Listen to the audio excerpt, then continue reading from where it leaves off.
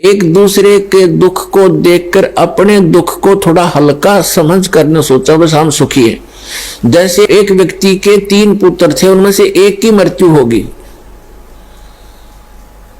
और उसको इतना दुख था, बुरी तरह रो रहा था, ना कुछ खा रहा था ना पी रहा था।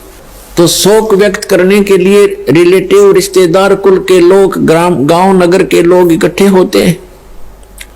उनमें से एक ऐसा व्यक्ति था जिसका एक ही पुत्र था और वही मृत्यु को प्राप्त हो चुका था कई वर्ष पूर्व। तो वो व्यक्ति जब वहां आया, अन्य व्यक्तियों ने कहा कि भाई जिसका 3 पुत्रों में से एक की मृत्यु हुई थी, उसको संबोधित करते हुए, सांत्वना देते हुए कहने लगे कि देखो इसकी तरफ देखकर जी ले, इसकी तरफ देखकर जी ले, इसका एक ही पुत्र था और उसकी मृत्यु होगी, इसने भी तो सब्र कर लिया। तो उसको राहत मिली, रोना बंद हो गया और ये सोच लिया तो शुक्र है भगवान, अच्छा मेरे तो 2 तो बच गए, इसका तो एक था बेचारे का, ये भी गया। तो फिर उसने शांति हुई, थोड़ा बहुत आहार भी किया। तो हमने क्या, वो पुत्र वापस आ गया? हम एक दूसरे को घना दुखी देखकर अपने थोड़े दुख को सुख मान रहे हैं। एक व्यक्ति बता रहा था कि मेरी लड़की का जन्म हुआ तब गुदा नहीं थी और मेरे पर पाड़ टूट गया, हमारे परिवार पर दुख का। मेडिकल में लेकर गए तो वहां क्या देखा, जिस वार्ड में मेरी बेटी को लेकर गए उस वार्ड में ऐसे मरीज 4-5 और थे। फिर मेरा दिल को शांति हुई, थोड़ा सहारा मिला, एक खाक सहारा मिला। क्या वह गुदा लगी लड़की के जाते ही? नो देख लिया कि और भी से दुखी बतेरे, नो शांति कर ली और सुख हो गया। तो परमात्मा कहते झूठे सुख को सुख कहे, ये मान रहा मनमोद, ये सकल चबीना काल का और कुछ मुख में कुछ गोद। इसे गंदे लोक में रहकर आप फिर भी सुख ढूंढ रहे हो। यहां सुख नाम की चीज नहीं है। अभी तक तो हमें कोई पता नहीं था, इसका विकल्प नहीं था। पुण्यात्माओं, ऐसा जीवन जीना हमारी मजबूरी थी, कोई विकल्प नहीं था। अब परमात्मा ने आके विकल्प बताया, वो हमने सुना नहीं, क्योंकि नकलियों ने सुनने नहीं दिया। नकली गुरुओं ने जो आज भी पंजे अड़ाना चाहते हैं, लेकिन अब इनके पंजे उखड़ जाएंगे, अब नहीं टेक पाएंगे ये, क्योंकि जनता शिक्षित है।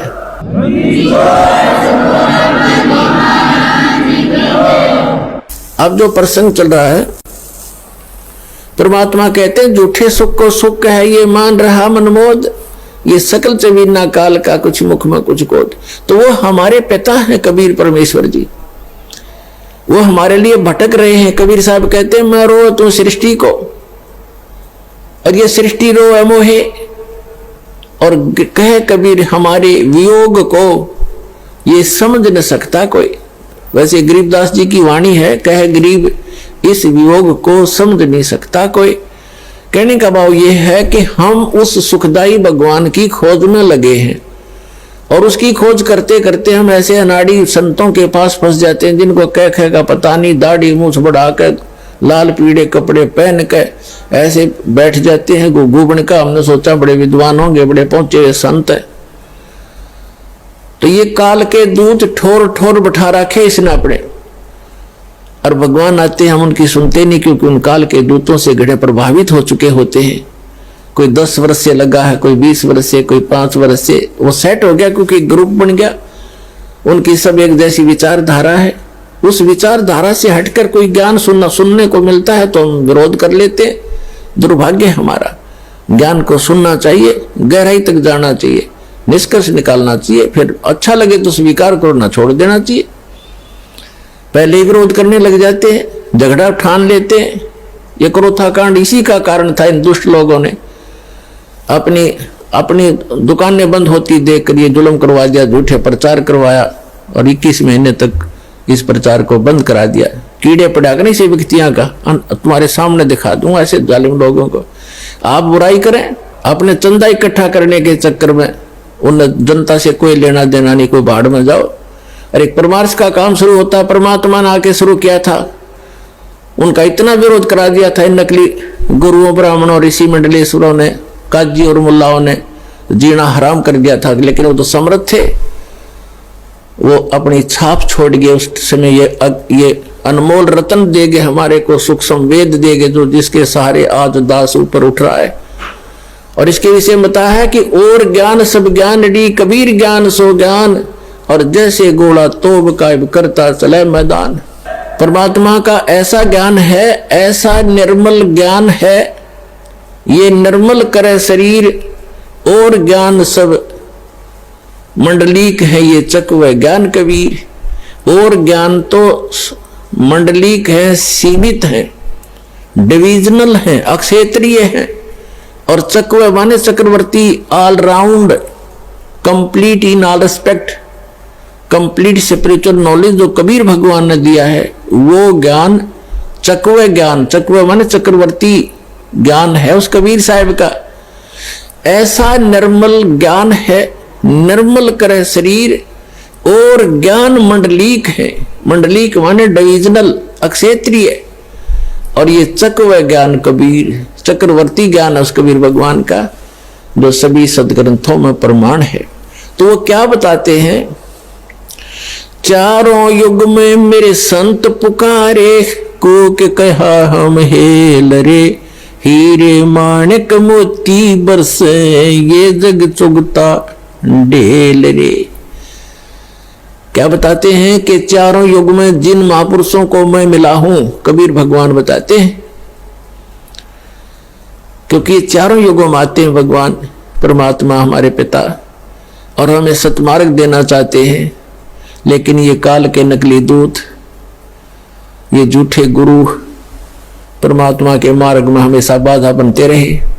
उसका कारण ये था कि हम शिक्षित नहीं थे, केवल एक वर्ग को, ब्राह्मण वर्ग को ही शिक्षा का अधिकार था, और उनमें इतना अभिमान हो गया क्योंकि आम जनता उनको दादाजी कहने लगी, उनको ब्राह्मण गुरुजी, उनके चरण धोए, उनके श्रद्धा से, फिर उन्होंने अपना एक वो बना ली, परंपरा बन गई, उसके पोते, उसके पड़पोते आगे फिर पढ़ताई करने लग गए। अब उनका रोजी रोटी का काम बन गया वो। तो उन्होंने ज्ञान था नहीं उनको, फिर भगवान पे बताने आया, तो बात कति बिगड़ती दिखी तो उन्हें सुनने नहीं दी और सुना नहीं।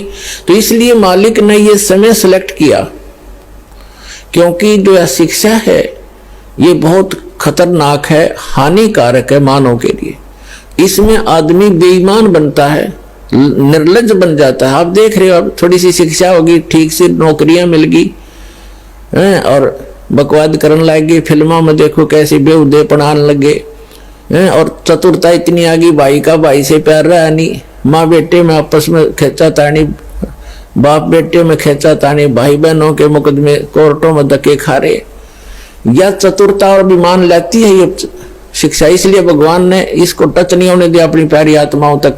लेकिन अब कंपलसरी था, एक बार तो इससे बिगड़ेंगे, ये पता था मालिक को, बिगड़ेंगे, सुधार लूंगा, क्योंकि मेरी आत्मा है, परमात्मा के लिए भटक रही है, इनको ज्ञान होगा, फिर सुधर जल्दी जाएंगे, बेशक बिगड़ गए।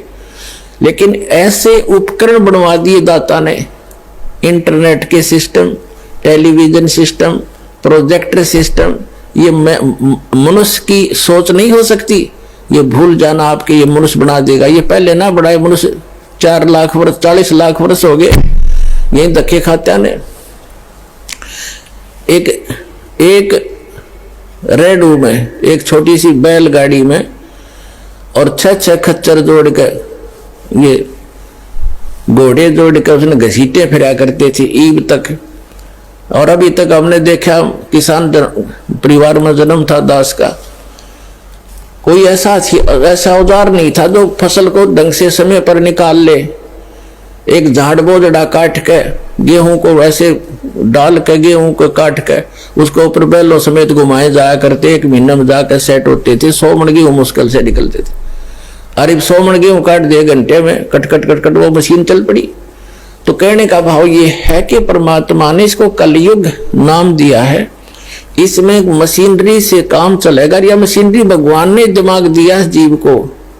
पहले ये मनुष्य यही थे, हमसे तो घने अच्छे थे, नेक व्यक्ति थे। पहले का इतिहास देखें तो कितने निर्मल आत्मा के व्यक्ति थे। तो कहने का भाव यह, परमात्मा ने